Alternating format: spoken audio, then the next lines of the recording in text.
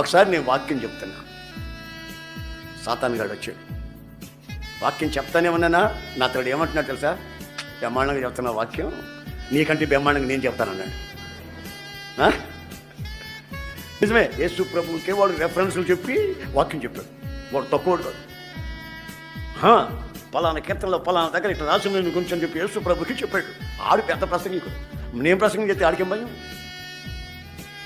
పాట పాడాను అనుకో, పోజులుగా పాడాను అనుకో, ఓరి నీ పోజులు నాకు తెలుసులేరా, నేను మ్యూజికల్ డైరెక్టర్ని, నేను రెక్కలు ఎలా విప్పానంటే పిల్లలు గోగులు వాయించినట్టుగా వాయిస్తాను, ఆ రాగాలు ఆ ఆనందాలు అవి పేరురా, నీకేం తెలుసు, నేను అట్లా పాడుతాను అంటాడు వాడు. అందుకని నేనేం చేశానంటే, సరేదా నీకు పాటలు తెలుసు, ప్రసంగాలు తెలుసు, సరే నాతో మోకరించురా, అదొక్కటి నాకు తెలియదులే అంటాడు.